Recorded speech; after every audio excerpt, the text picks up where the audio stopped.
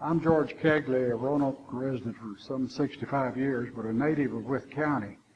And I'd like to talk about this buggy, the story of a buggy over a century old, made in Wytheville in Wythe County by Foote and Johnson, a Wytheville company for a long time. It later, they made buggies, sold them for years, and it later evolved into R.P. Johnson and Son, which sold golf carts, from buggies to golf carts, the same company. It operated until about 10 years ago.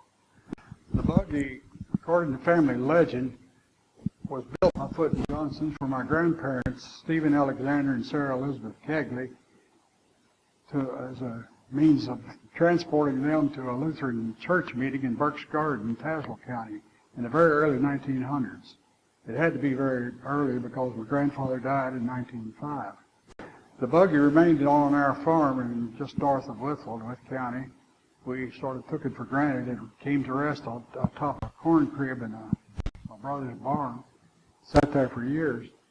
Later on, as I developed an interest in the history, I asked my brothers about getting it down and bringing it out to display. And they agreed. It took about a half a dozen men to haul it out from the corn crib up high and bring it on a truck down here.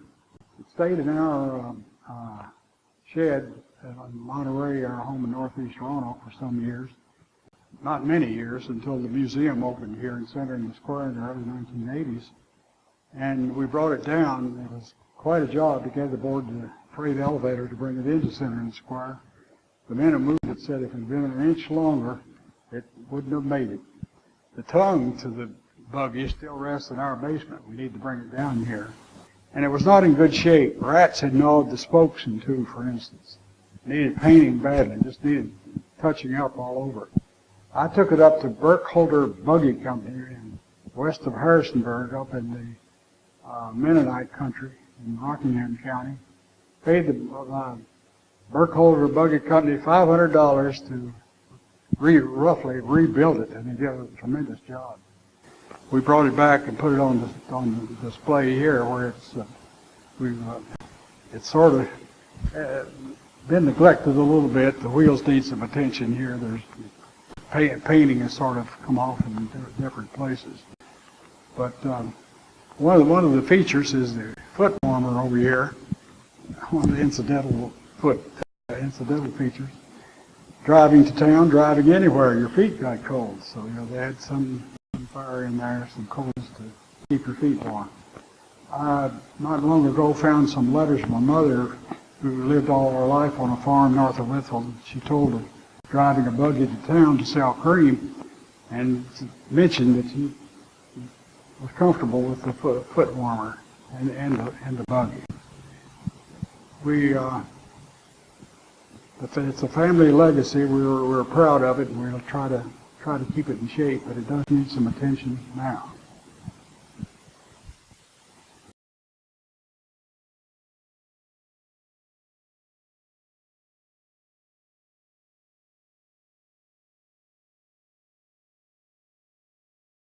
I'm Elena McKee. I am the Manager of Education and Programs for the Historical Society of Western Virginia.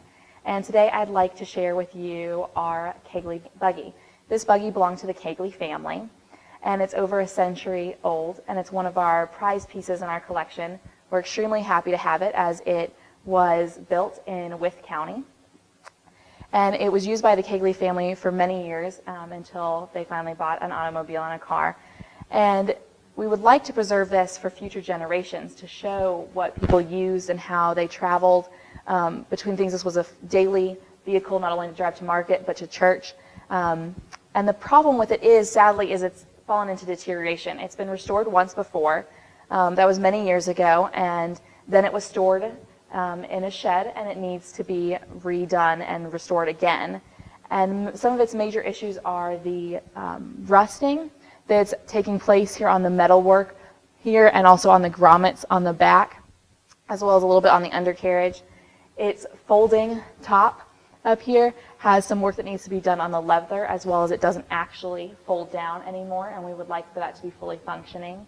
The wheels are rusting severely, as well as the paint needs to be redone on the entire buggy to bring it back up to its former glory.